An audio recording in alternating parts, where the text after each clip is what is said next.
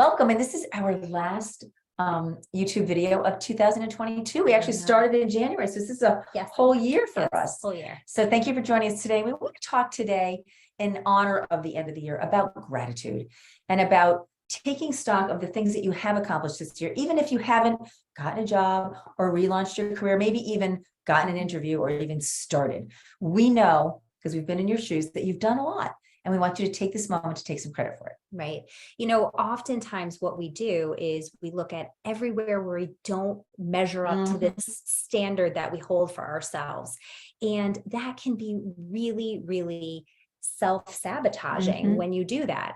And so using gratitude as your opportunity to motivate yourself, to thank yourself, actually is going to work to your benefit. The science supports this. Did you know that when you come from a place of gratitude, when you actually speak to yourself in a kind way, in a self-compassionate way, it activates that caregiver support system in your body, and you get this download of that oxytocin in your body versus, you know, talking to yourself in a nasty and negative way, like, you know what, you didn't make it this year, you didn't get enough done, you're not enough, all of those things.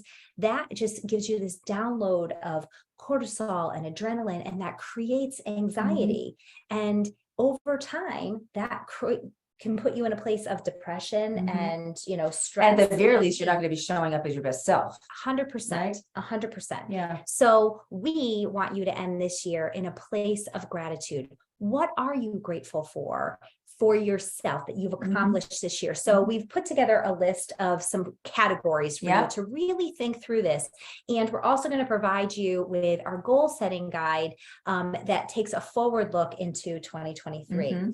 So I just can't believe we're there already. Yeah, I know. This I know. Complete blur. Yes. So the first thing is prioritizing your self-care. Right. And this is your area of expertise, and it's not just a mani-pedi, although that's a nice thing. Yes. But it's thinking about, where have you built a structure into your life where you are really focused on your own personal self-care? And that could be in your mental health, that could be in your physical wellness. Maybe you've made doctor's appointments, maybe you've made some headway and really gotten into an exercise program. Maybe you went and enrolled yourself with a therapist this year, and you've done some real internal. Maybe you're doing meditation, doing morning breathing. Maybe it's something simple like you're starting every day with a glass of water and drinking more water just to keep yourself hydrated. Yes, but really looking at it from a place of gratitude. How have I really taken care of myself this year and made my self-care, mental health, and wellness and that's important to me as a hiring manager.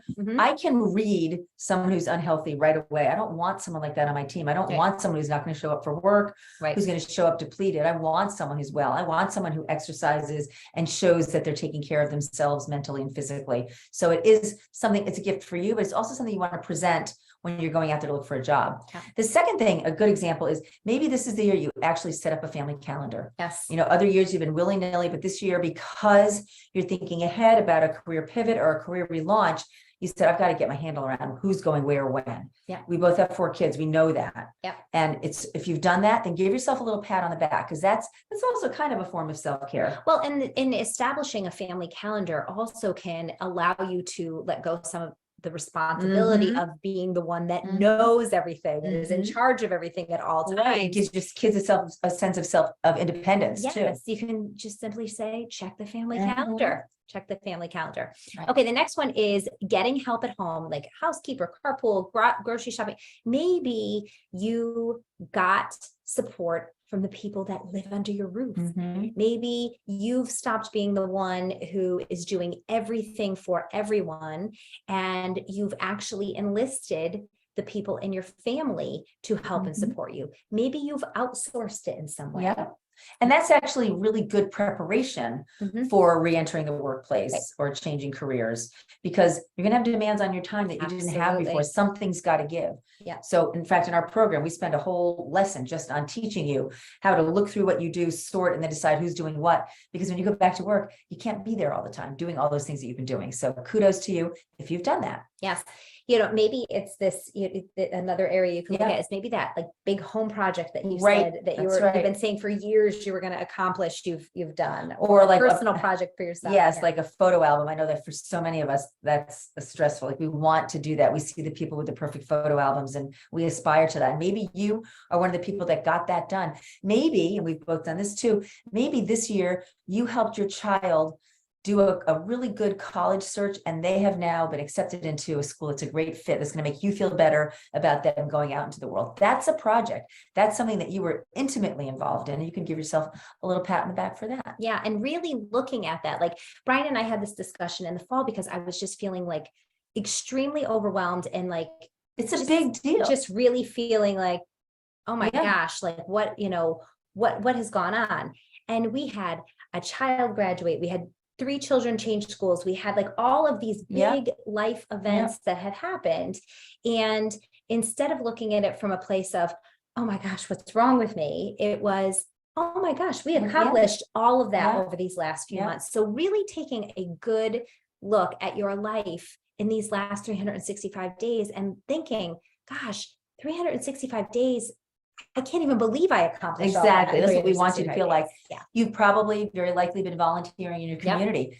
Think about what you've done. Think about what initiatives you've helped move forward. Think about the money you might have raised or the program you might have created or just been part of delivering. And give yourself some credit for that. We know we spend a lot of time in our courses talking about what we call workplace currency, those things that you do that may not be paid, but that have a lot of value, a lot of skill and experiential value to a hiring manager or a recruiter. And we want you to take credit for that. Absolutely. And then we want you to take credit for anything that you've done in the job seeking realm or this return to work realm.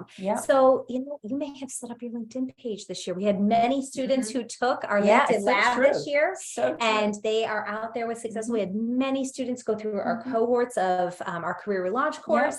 There are a lot more of them coming through have started LinkedIn. It used to be a couple of years ago, they hadn't, even some of them hadn't heard of LinkedIn. Now it's pretty ubiquitous. Maybe you've connected with some people. Maybe you've had some very entry-level conversations about career on the sidelines or in an audience with people. So those early conversations that are starting to build your network, give yourself a pat on the back. Those networks are how you're going to get your job. You are not going to get your job by applying online. So even that very casual conversation at a cocktail party or sitting at open house, that's a great thing to give yourself credit for. It's a great thing that you've done. Yes. Signing up for this YouTube channel, actually subscribing to this YouTube channel, watching our weekly content that we put out is you saying, I am committed to this process.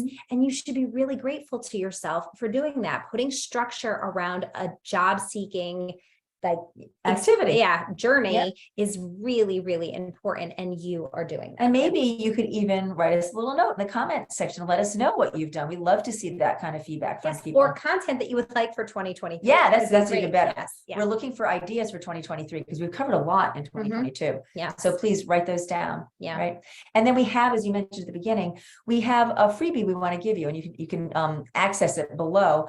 It's a goal setting guide for 2023, and it's going to take you through some guiding questions and kind of help you get on the right track as you start thinking, especially as it comes to work, what's coming for me this year. So there you have it.